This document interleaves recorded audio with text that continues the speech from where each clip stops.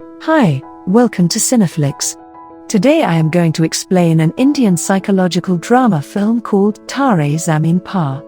Spoilers ahead. Watch out and take care.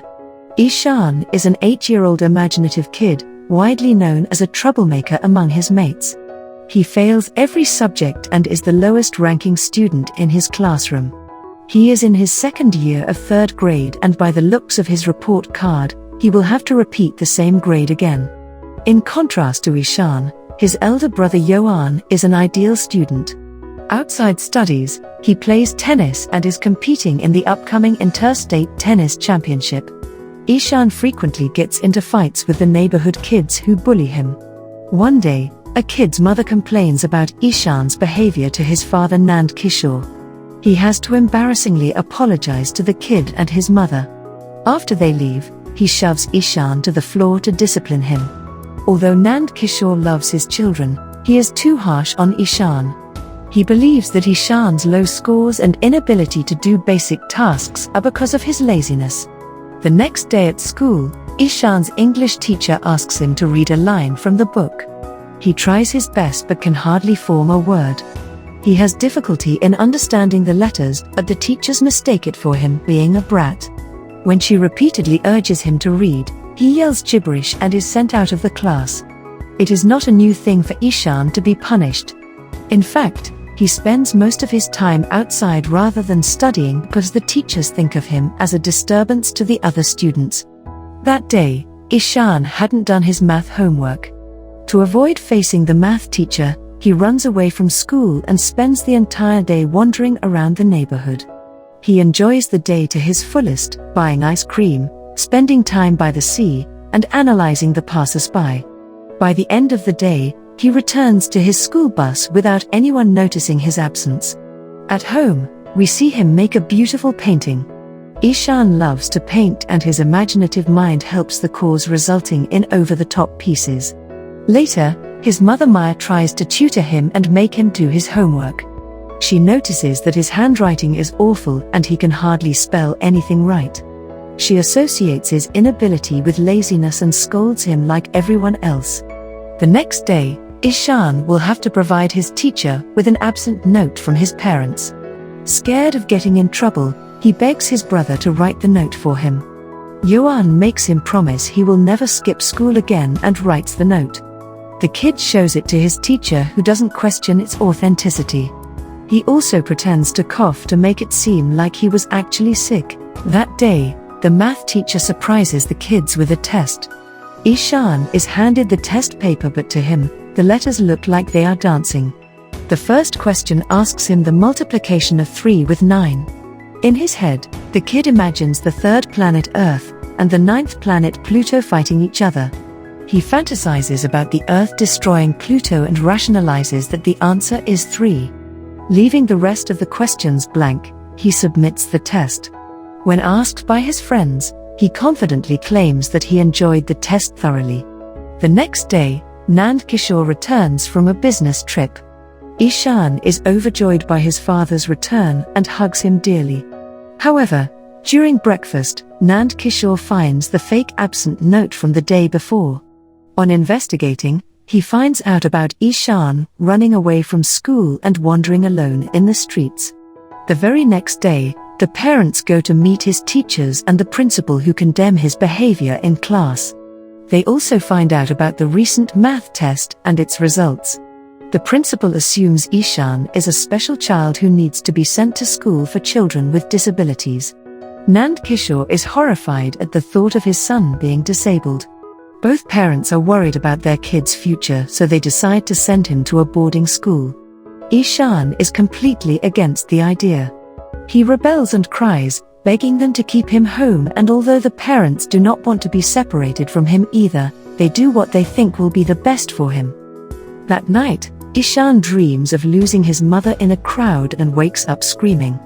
When she tries to calm him down, he promises to study harder if they let him be home. This breaks Maya's heart, but Nand Kishore is adamant about his decision.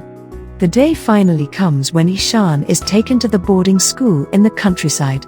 He will have to share a dorm with other children and will only be allowed to meet his family once a month. It is a nightmare for the 8-year-old who has never been away from his home. The hostel warden welcomes him by declaring that his old ways won't be tolerated here. After touring the school, the family leaves with a heavy heart. Ishan just watches their car drive away with teary eyes. He stays like that for several minutes even after the car vanishes from his view. When it starts to get dark, he walks inside the hostel while still crying. He doesn't talk to anyone and hardly eats dinner. At night, when he cannot sleep, he goes to the bathroom and cries quietly, missing his mother. Meanwhile, Maya reaches home and goes through Ishan's belongings. To her dismay, she finds a flipbook of him being taken away from his family. The book breaks her heart as she realizes how much the kid dreads being away from them.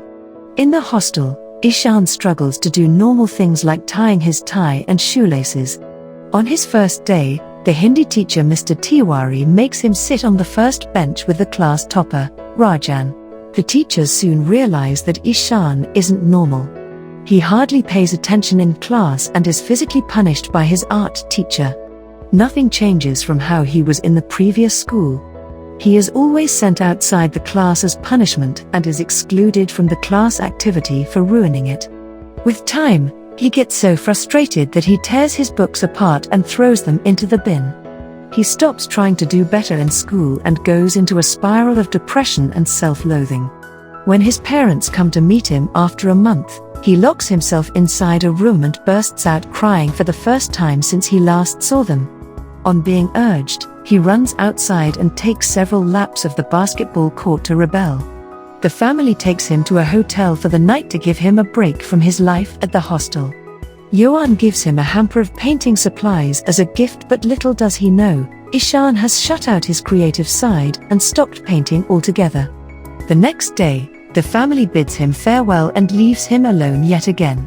Later that day, Ishan is the lowest he has ever been. He looks down from the terrace of the school thinking about how it feels to jump from that height. His only friend Rajan interrupts his thoughts and tells him about their new art teacher. Ishan doesn't think much of it because no teacher has ever helped him.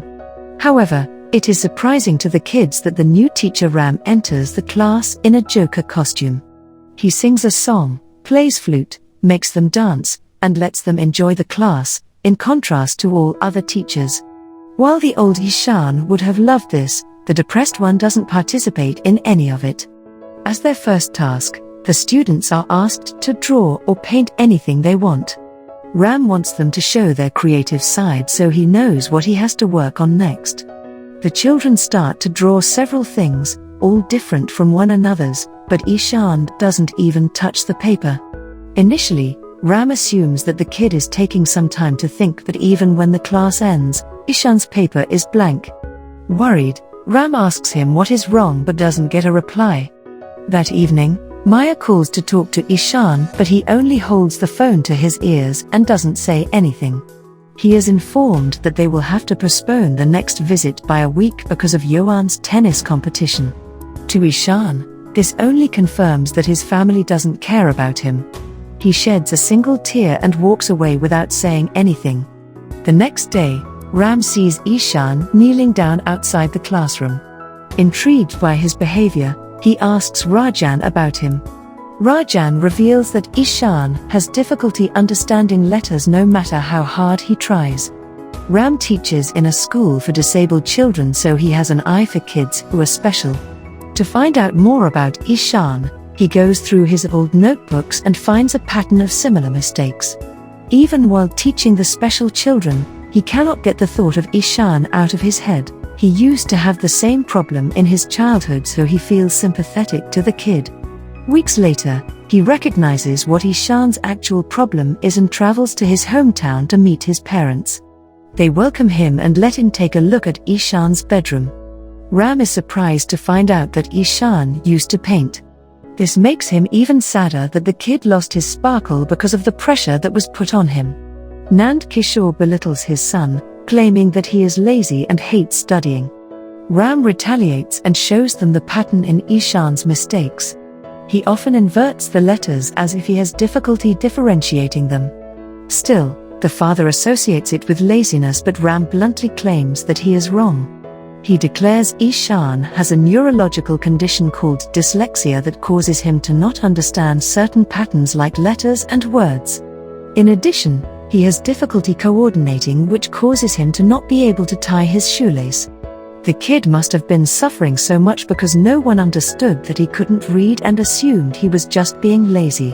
Nand Kishore thinks Ram is calling his son a retard and lashes out at him. To make him understand, Ram asks him to read foreign letters written on a box. When Nand Kishore is scolded for not understanding the letters, he finally realizes what his kid must be going through. Still, he refuses to acknowledge that his son can make a living out of his only passion, painting. Ram is determined to prove him wrong. When he returns to the school the next day, he teaches the kids about all the famous historical figures who weren't so good at studying when they were children.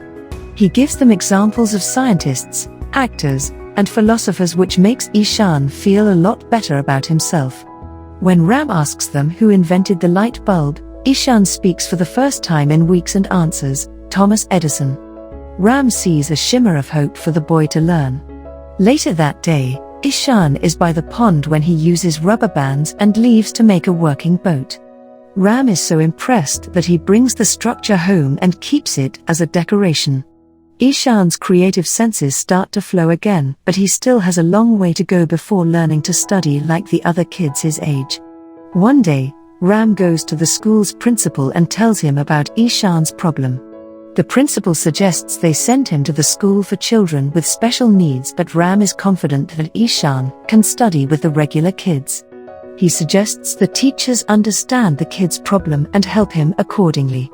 When the principal says it is not possible, Ram offers to teach Ishan every day after school. The principal allows it for the sake of the child. Starting the next day, Ram uses various innovative methods to help Ishan differentiate letters of the alphabet. They learn using sandboxes, Play-Doh, sensory methods, and so on. Ishan also takes help from audiobooks and stares to learn to calculate. In only 2 months, he begins to understand the letters that the other teachers couldn't teach him in several years. One day, Nand Kishore comes to the school to talk to Ram and boast about how they are researching more about their son's condition. He wants Ram to know he is not an absent father and is proud to be the way he is. Ram, on the other hand, blames the father for being the reason the kid lost self-confidence, which even Nand Kishore cannot deny. On his way out, he sees Ishan trying to read from the notice board. Regretful of unknowingly hurting his child, he tears up and cannot get himself to face him. A few days later, Ram organizes a painting competition for both teachers and the students of the school. Everyone gathers in the amphitheater and participates. Ishan uses the painting supplies that he was gifted by his brother for the first time. The competition starts and everyone gets busy drawing. Even the teachers enjoy the event and do their best. By the end of it, Ishan creates a beautiful painting of himself sitting by the pond. He goes to the front to submit the painting and sees that Ram has painted a portrait of him. He is left speechless at the sight. A while later, it is announced that the winning painting will be on the front of the new edition of their yearbook.